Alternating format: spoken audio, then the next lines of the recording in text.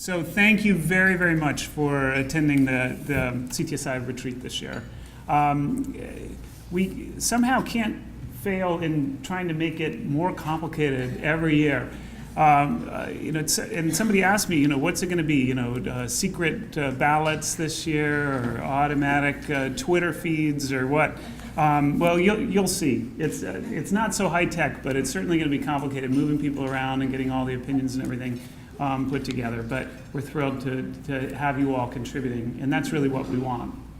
I just did a little back of the envelope calculation. John said that we hadn't received his fees for attending this afternoon, and it got me thinking about, well, what is the opportunity cost of having this retreat?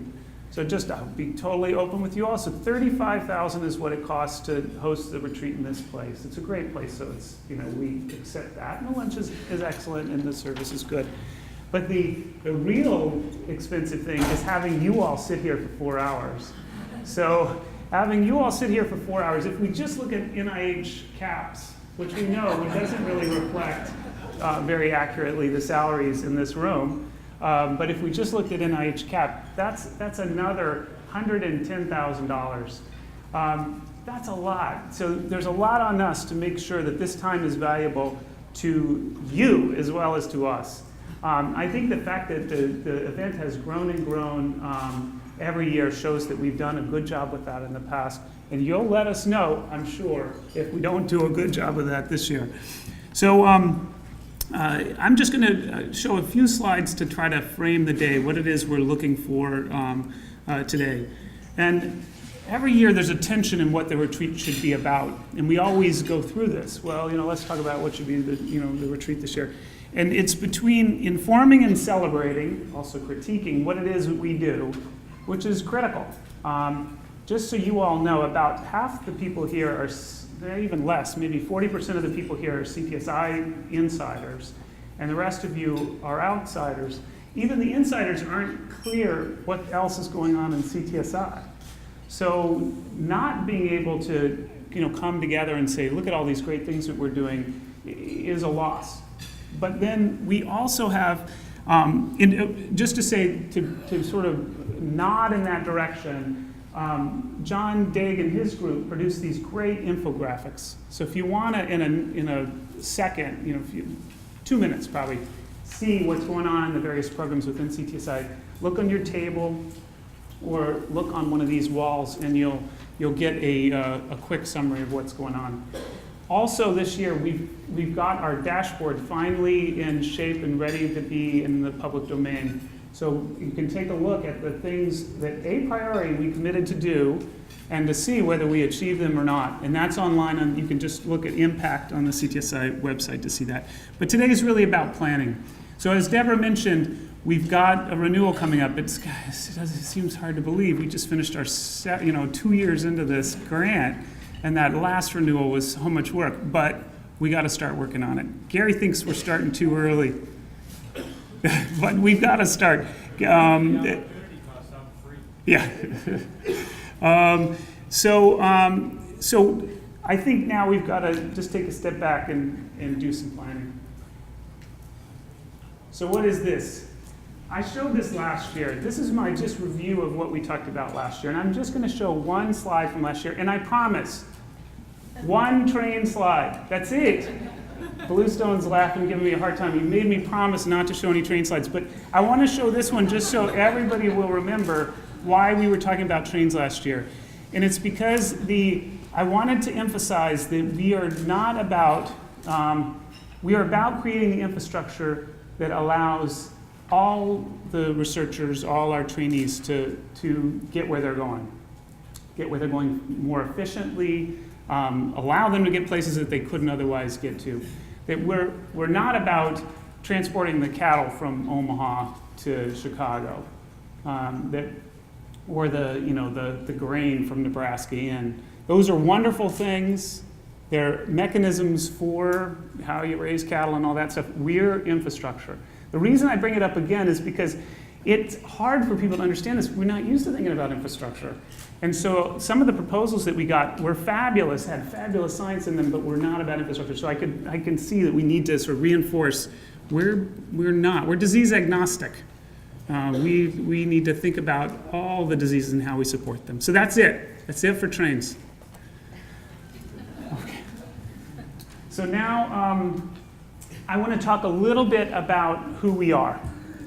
And I want to do this because I think having some introspection might help us to think about how, where the opportunities are and where the challenges are in us fully achieving what we can.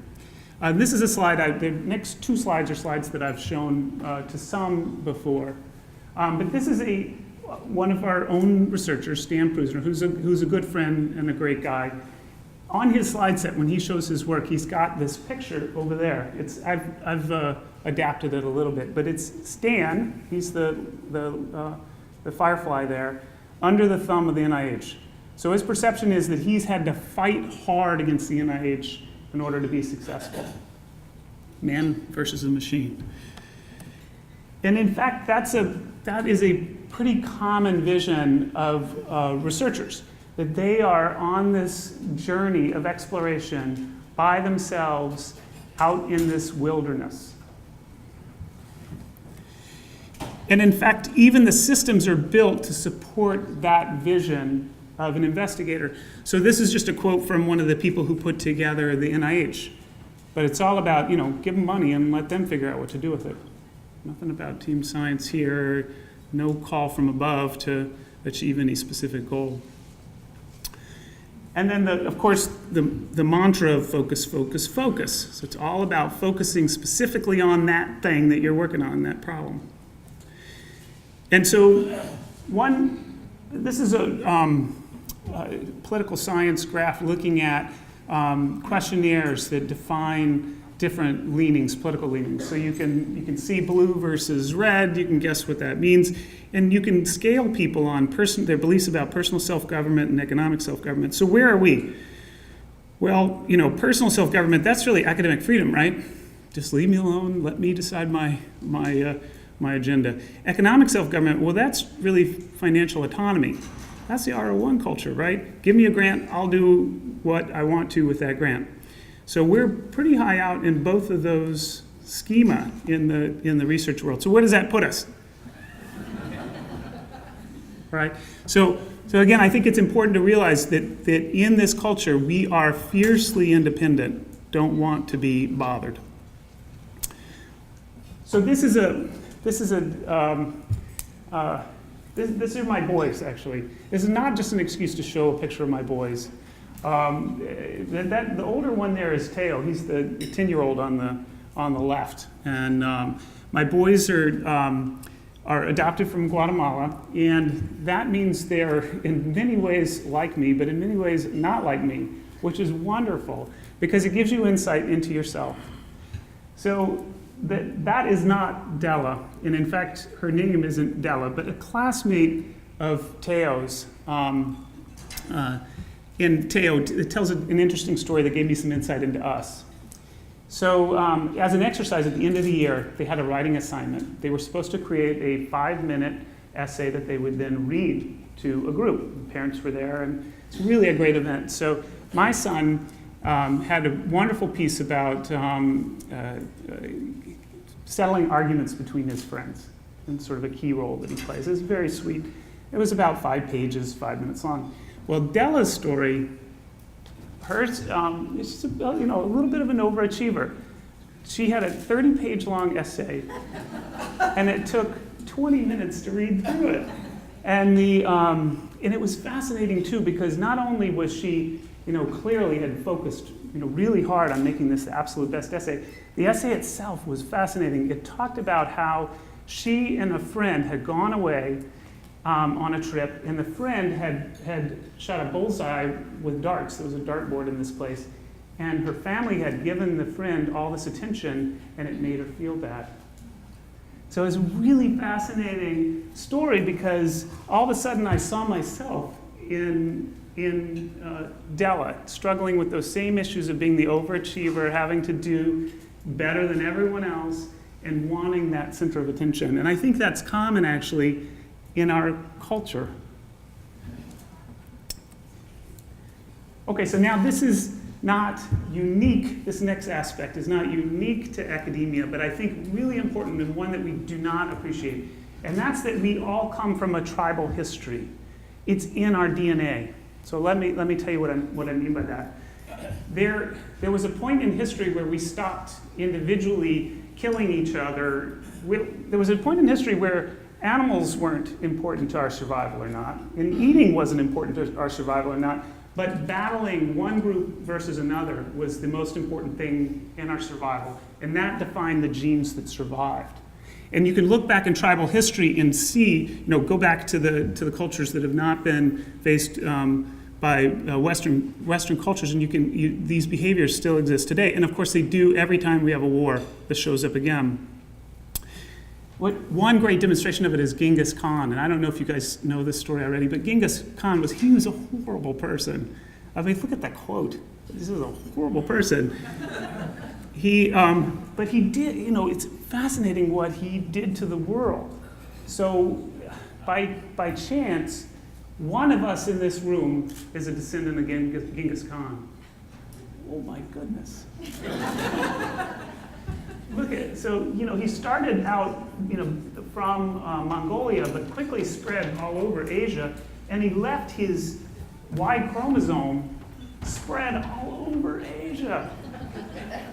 So, in some places, 25% of existing populations share a Y chromosome with Genghis Khan.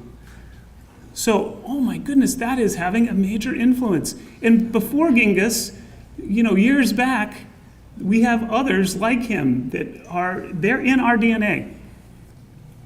So where do we see it now? Well, we do see it in wars, but we also see it in this craziness of defining your team, your club. This is my group. Recognizing who's in your group and who's not in your group, right? And then creating these sort of false boundaries between them. And that limits our ability to actually be good collaborators, right? Because we can say, yay, we're all in it together. And then that has good things for being inside that group, but that immediately pushes others out. So it's all part of that same DNA. It's in all of us that makes it hard, actually, to get beyond whatever we define as our unit. Okay, so what is the academic personality? Well, it's overachieving, requiring affirmation, fiercely independent, competitive, and suspicious of others. Sounds terrible, huh? And our system really supports this kind of individual. Grants to individual PIs, not to teams. Trying to break that down, right? But that's really hard to do. We've limited resources to other things, to things that help everyone. Team science, relatively neglected. Infrastructure, relatively neglected. Institutional leadership has traditionally been undervalued. It's not so much that we value these leaders, it's more that we value the achievements of individuals. And then collaboration between institutions also under-realized. So you end up with something that looks like this. This is Las Vegas. And you got a lot of wonderful things in Las Vegas, right? But they're not connected to each other. And if you try to get from one place to the other, it's a pain. The sidewalks are terrible. It's you take a look back and it's pretty ugly and doesn't realize its potential. And the same is true in our own institutions. So the sort of siloed silliness, the freezers. I love to give that example. So they're freezers that no one touches for a month or two that sit in these spaces over here or those over there or Parnassus, the most expensive places that we have on campus, and just sit there. And then they're half full, and they don't have backup. And if we could build a system where everybody shared a really rational, really good, and then we also wouldn't be wasting all this electricity and sending all the heat out to require air conditioning to cool it down in these spaces. But we don't do that, right? So this shows you how siloed we get in our thinking. The same is true for the way we use coordinators, clinical coordinators. We can't share part-time coordinators. Our cores are underutilized. Sequencers, we don't need sequencers all over the place. They seem to crop up. IT, we build things over and over again, the same things. Huge waste. IRBs is another one. An IRB approval has to be done over and over and over again. Again, silliness. So how can we maximize the research potential? How can we build better cities, and then how can we build a better country? And this is really what this retreat's about. This is really what we should be about as a CTSA. Not just making things better at UCSF, not just making things better within the things that CTSIs or CTSAs are defined to do, but really better on a national scale. How do we create the models here that can be explanted elsewhere? Or how can we start and say this is a national problem, and then start to focus on what leverage we might have to move it forward? So those are the things I really want to talk about. So let's go back to the academic personality. So it looked like, I mean, the way I told that story, it just looks like we're all horrible people, right? But I think we have to take advantage of that. So overachieving. So we're overachieving. That's wonderful. That's how we get things done. We want to change the world. All these people in this room want to change the world. That's great. That's a great place to start. But that means when we're trying to get them to work together, we need to remind ourselves how much affirmation we need. So we need a lot of affirmation. It's okay. We're overachieving. We expect it. Fiercely independent. This is tricky for groups that are trying to get folks to work together. But I think that the one key piece of that is we have to give adequate autonomy. So the projects that we get started, we have to allow leadership to leave CTSI, and we have to say, you are now in charge. You are independent. You're working on a team, but you're independent, and you better make it work. And then competitive. So here you've seen this over the years. We've worked more towards a granting mechanism. Our community loves grants. They love to get grants. They love to write for grants. So we're going to take advantage of that and give grants. But the grants are for, as you can see, the different things. They're for key areas where things are missing. And that's sort of what we're doing today. We're giving grants, right? And that draws more ideas forward. And then, of course, once we fund things, we do have to have accountability. So there has to be metrics for the things that we support. And then we're suspicious of others. This is that whole, that anti-collaborative thing that's in our genes. And again, this is not just about us. Well, this one seems to have a simple solution. It's just redefine who the community is and be ready to accept that there are different communities for different things. This is the key. This is one key reason why diversity is so important, right? Because then when you're surrounded by diversity, whether it's institutional diversity or in your socioeconomic diversity or whatever, then you automatically are more open towards redefining where those boundaries are. You're not creating these false boundaries where they shouldn't exist. And so more and more we've got to do this, redefine who it is that we're bringing together, in thinking too across institutionally about how to do that. Okay, so mandate to collaborate. Deborah already mentioned this, that I would say that, as she showed you, INCAT says we got to do this. So bottom line, we got to do it. If we want to get refunded, we got to collaborate. And the IOM report says this too. And Sharon Terry, who was co-chaired the IOM group who wrote that, is here, and she can tell us more about how important that is. But the other is just the reality of the mission. We can't do this stuff alone. So some of it just has to do with the pressure. Some of it has to do with the complexity of the problems. We can't do it alone. So we have to collaborate. And it will make it more efficient because we can leverage investments made elsewhere. All right, so now just a couple of examples.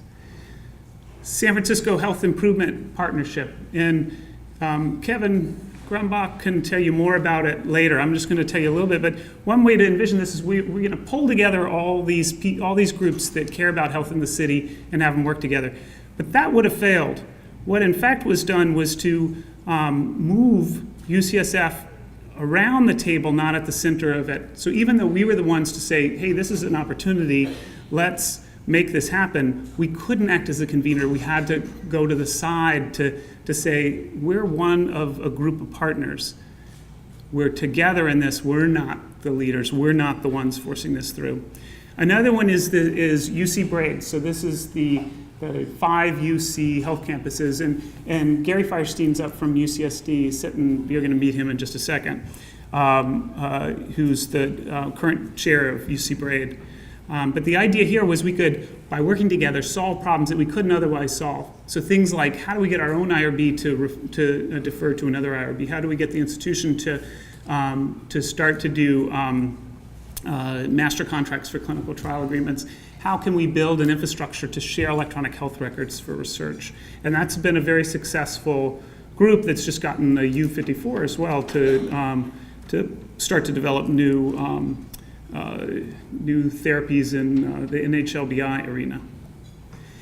And then recently too, and Tony Coles has been critical to this, Tony brought together this Bay Area biotech leaders, the Ballsy group, and it prioritized clinical research as well as some other things, and is creating a voluntary consortium to bring together institutions that will agree to use a central IRB, so building on what we had done with BRAID.